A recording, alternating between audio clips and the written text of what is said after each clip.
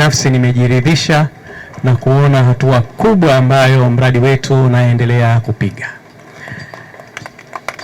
Nami nichukue fursa hii kuwahabarisha Watanzania wote na hasa wale ambao walikuwa na wasiwasi na uwanja huu wa AFCON hapa Fumba. Kwa kweli maendeleo ni mazuri, kazi inaendelea vizuri. Wakandarasi wetu wametupa maelezo mazuri na tumeona hatua kwa hatua. Nimejaribu kupanda hata kwenye majukwaa na kila eneo nimejaribu kupita physically kuona nini kinaendelea.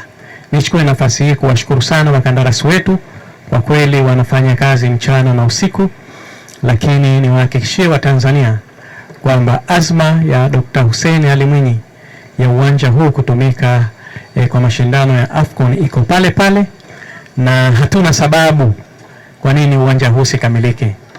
Almost vifaa zaidi ya 95% viko site tayari. Hili ni jambo ambalo kwa kweli limenipa faraja sana, na wamenihakikishia wakandarasi kwamba ndani ya kipindi cha wiki 2 hadi wiki 3 zinazokuja hapa kutakuwa kuna mabadiliko makubwa. Maana mmeona materials ambazo wameziangusha pale nje, lakini wameanza kufanya installation ya maeneo haya, na naamini ndani ya wiki 2 watakuwa wamekamilisha na wataendelea na hatua nyingine kubwa. Kwa hiyo ndugu zangu waandishi wa habari, niwahakikishie kwamba maendeleo ya mradi huu ni mzuri. Kwa ujumla wake tayari tuko karibu 81% kwenye mradi huu, na ile miradi mingine tunaendelea kuhakikisha kwamba nayo inakamilika kwa uhakika kabisa. Kwa hiyo nilitaka niwatoe wasiwasi kwamba mradi unaendelea vizuri, nami nitahakikisha kwamba napata nafasi kila baada ya muda na kuja kutembelea kuhakikisha kwamba tunahimizana ili mradi huu ukamilike kwa wakati. Ndugu zangu wa Orcon Group kama contractor wetu wamenihakikishia kwamba kila kitu kitakuwa kama tulivyokubaliana, na wameniambia baadhi ya maeneo hata baada ya miezi 2 ijayo yatakuwa yamekamilika kwa asilimia kubwa sana, na naamini watu wengi wanaona hii pitch itaanza lini. Hii pitch wana utaratibu wao, na wamenihakikishia kwamba mwishoni mwa mwezi wa Septemba wataanza kushughulika na hii pitch.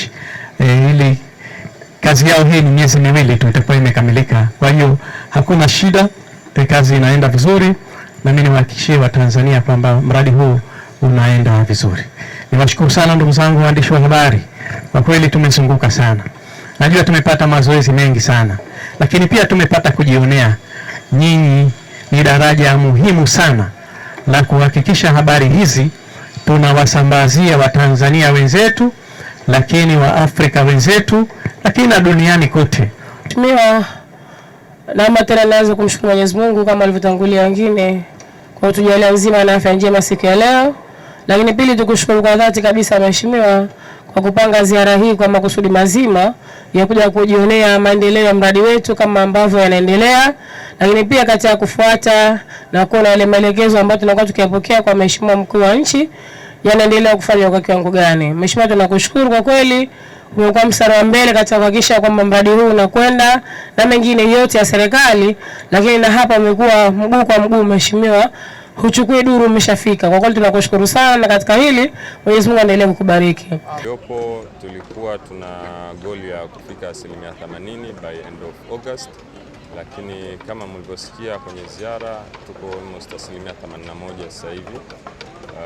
Total percentage ya mradi ambayo tumeachieve zaidi ya kile kinachohitajika. Kwa hivyo inaonyesha kabisa kwamba speed inayoenda ni nzuri.